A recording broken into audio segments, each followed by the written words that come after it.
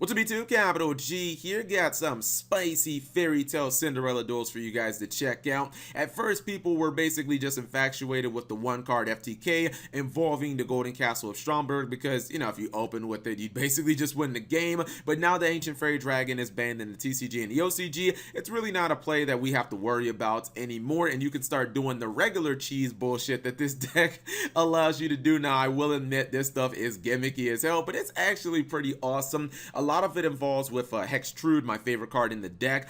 She's a boss monster and she can attack twice. You combine her with some of the equipped cards out there that actually empower you, whether it is, giving you additional attacks or making your monster progressively get stronger as you attack, or just cards like the Sword of Toxic Solitude. This is a card that doubles your original attack and defense during the damage calculation, and that's really strong. I talked about that with Chaos Max, but also any monster that can attack twice is going to be benefited, whether it be like BLS or her. She also has built-in field removal, and there are so many gimmicky plays that you can do with this deck, and some of them will come into play in the second and third duel. But let me go ahead and roll it. I'll explain as I need to. So first duel against Dark Magician. Unfortunate that Stromberg is going to get blown up by the Ghost Ogre. He tried to special summon from the deck. That wasn't going to happen.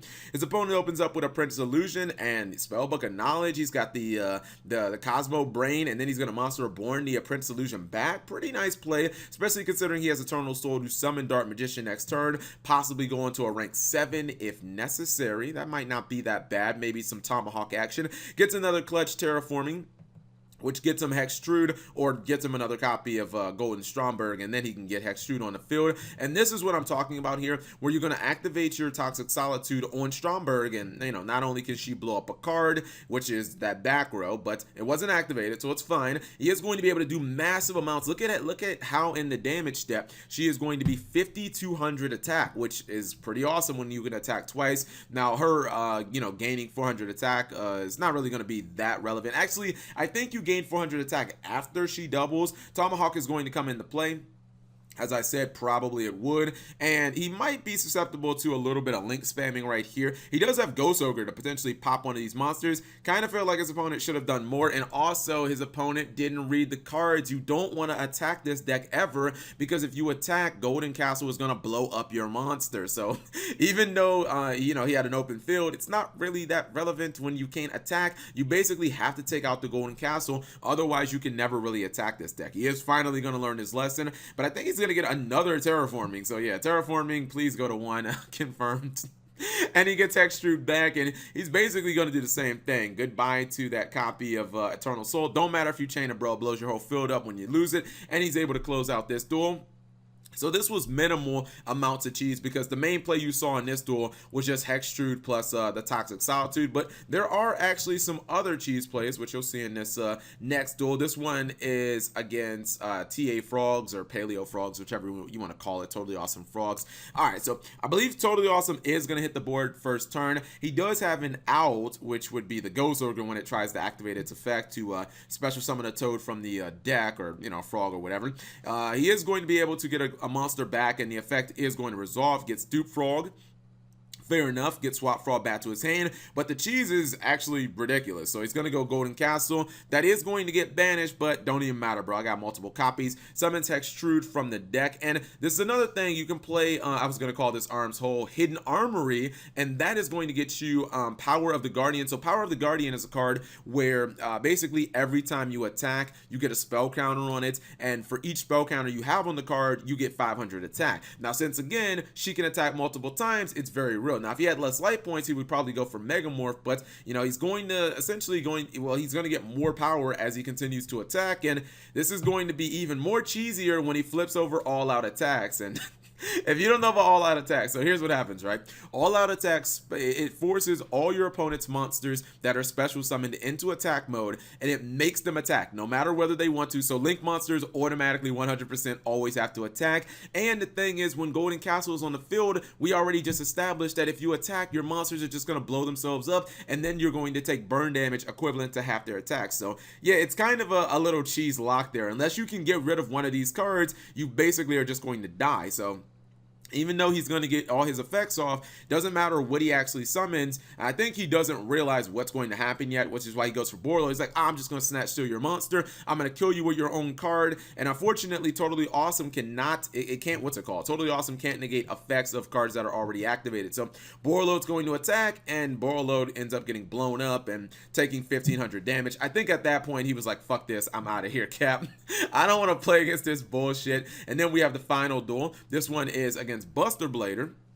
And you see Red Reboot. Red Reboot is just for, any like defensive cards your opponent might have that would stop you, Torrential Tribute, just jazz like that. Cosmic Cyclone on a face down card. I feel like he's going to get another Cosmic Cyclone off of the copy of Pot of Desires. He does. This one is actually chained, if I'm not mistaken.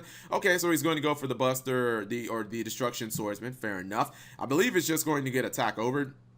He's going to lose out because, she gains that 500 attack. He's got the red reboot for any traps. And then, again, he has the all-out attack. So no matter what he summons, if it's a special summon, it is forced into attack position. And during that battle phase, he must actually declare an attack. So he enters battle phase. And, I think he didn't realize, unfortunately, Golden Castle is just going to wreck all his monsters. So it's kind of like attacking into a Mirror Force, but you're taking burn damage as well. So maybe Blazing Mirror Force. But yeah, only you're taking the damage. At this point, even though he only has a few cards in his deck, the power of the Guardian is just going to power him up so much, because I believe it had 4 counters on it, so he's getting like, a ton of extra damage each time. Did I say 500? Excuse me, 400. So he's getting 1600 attack in addition to that, and there's no way he's going to be able to survive that, even with his opponent, which actually he would have had to win this turn, because next turn this would have, well, no, I think it would have destroyed itself, because he would have had less than 10 cards in his deck, and he would not have been able to pay the maintenance cost. So yeah, I believe he would have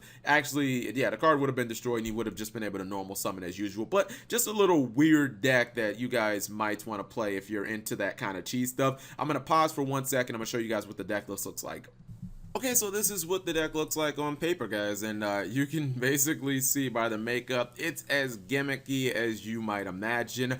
You're not really going to be normal summoning in this deck at all. The main point is to basically summon the Hextrude from your Golden Castle, and another reason you won't use your normal summon is because of, the Hidden Armory. So, normal summon, really not that important. You got your hand traps in here. I would say that, in addition to Red Reboot, which, you're basically going to be using to try to OTK cheese your opponent, and Red Reboot actually does work in conjunction with Megamorph, because if you do activate Red Reboot from your hand, you're going to be at 4,000 life points or lower, which means you're probably going to have less life points than your opponent, making her a real legitimate threat. But I would say that you might want to consider Called by the Grave in here just to stop those hand traps, because Ghost Ogre is a card that still sees a lot of play, and this card is susceptible to Ghost Ogre. It's also susceptible to Ash Blossom as well, because it does summon from the deck. And even though we have 3 terraformings in the OCG, in the TCG, and only have 1 in the OCG, it was pretty apparent from those duels, this deck really doesn't work unless you have your field spell. So there's a reason that you run 3 copies of terraforming in the field spell, but if you really don't have the field spell, you can't really do much. Like, you can have Hextrude, but how you gonna get her on board? You know what I mean? Like, there's not any real tribute fodder in this deck. So you definitely got to make sure that you have that field spell, and protecting it might be a key part. So maybe even, I guess, cut like Megamorph down to 2, maybe take something like Power of the Guardian, put it down to 2, all out attack orders, maybe put it down to 2, and squeeze in some copies of Called by the Grave so that you don't lose out to those, those unfortunate hand traps that you just know are going to continue to be parts of the meta. So just a nice little cheese deck, a nice idea for you guys to, experiment with if you want to mess around with the Cinderella fairy tale archetype, and you don't want to have to run all the cards like Cinderella and all the other, jazz and whatnot.